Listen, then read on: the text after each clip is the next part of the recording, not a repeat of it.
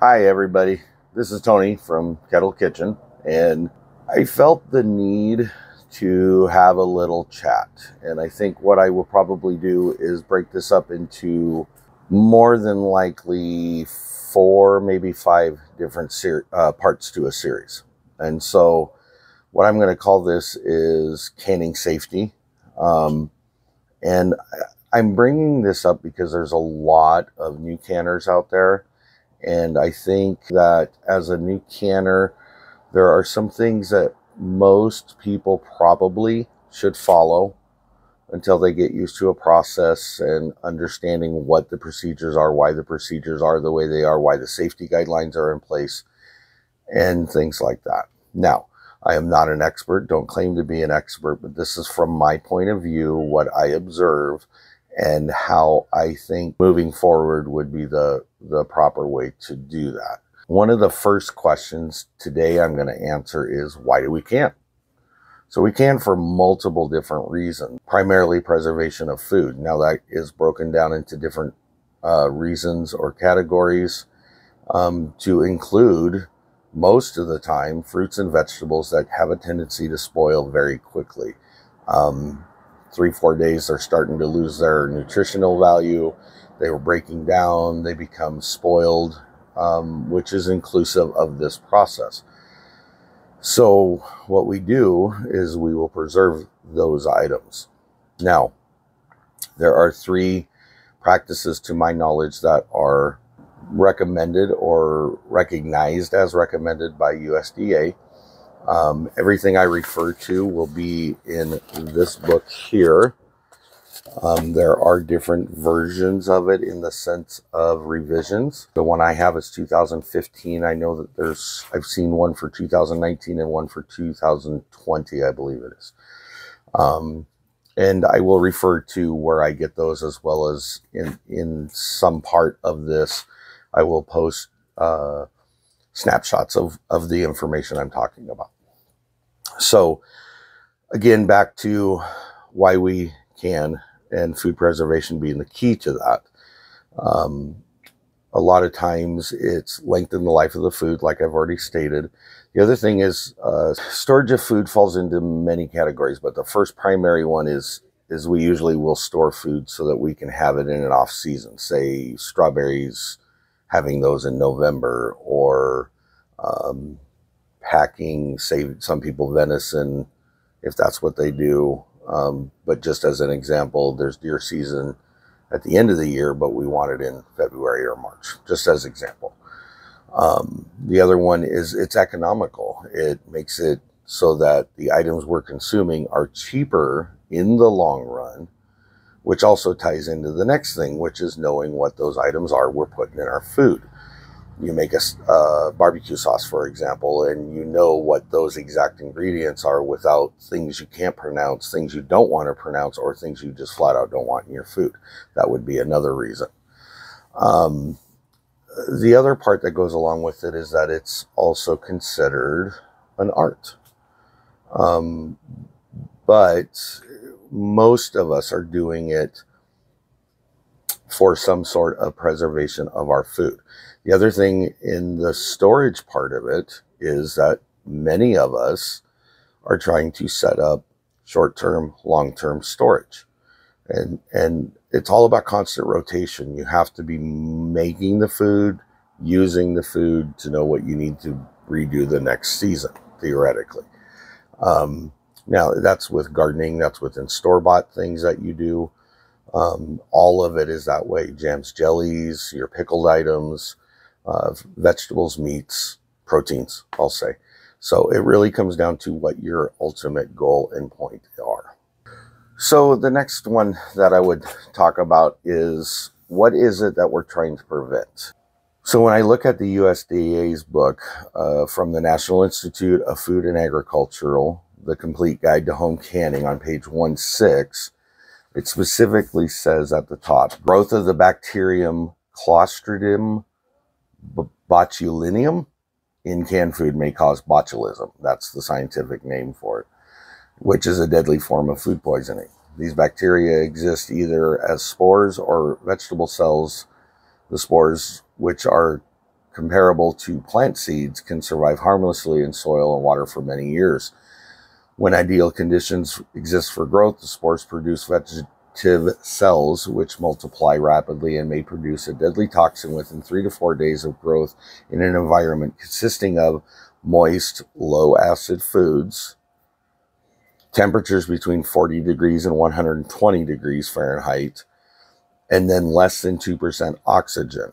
So the key to remember is that even though you've canned something, if the seal's not in there preventing additional oxygen to allow this to grow, they only grow in the absence of air.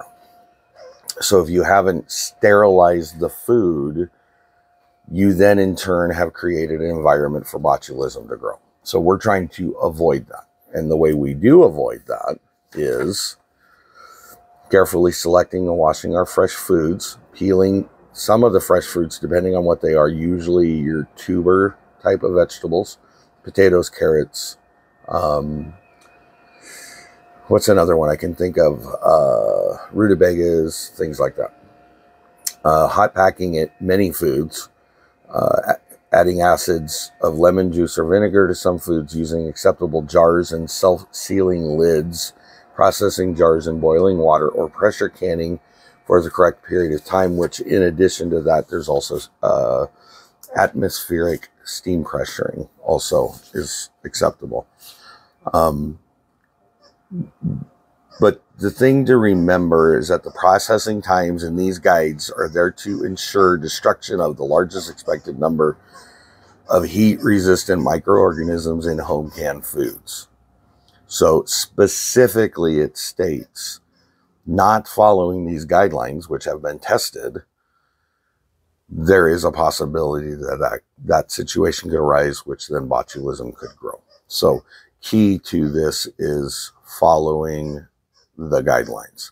So what I'm trying to get to in this is not to state that a person who cans that doesn't follow those guidelines is not a good canner or knows what they're talking about. Those are people that have been, theoretically, those are people who have been experienced doing it for long periods of time and know the modifications that can be done. The problem we run into is with new canners, they don't have that experience. I've been canning for going on 5 years now, and I am nowhere near experienced in that level to think that I know what is correct and what's not correct. So the safety I have and the practice I have is to follow those guidelines specifically as they're stated. Now, there can be some issues, like I just ran into a problem when I did northern baked bean or northern white beans.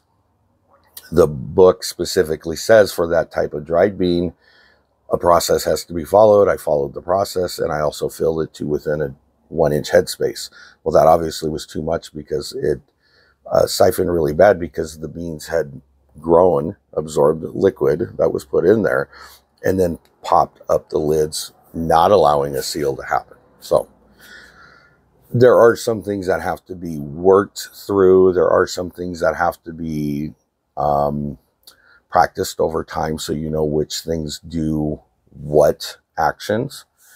And I think it's important for new canners to follow those guidelines. You need to do your research. So, example, if I take a recipe out of the Amish cookbook, and I don't remember the title exactly, but let's go with it. I then go to this book and see what do the guidelines say. How close is it following? What are the differences? If there is differences, are those things acceptable and not acceptable? Which you can go into the National Center for Home Food Preservation's website, ask almost any question and get generally an answer to your question. I think that's what's important. I think new canners should stick to tested, safe guidelines that have been proven to work until they get used to how the process works, what's the reasoning behind the process, do their own research.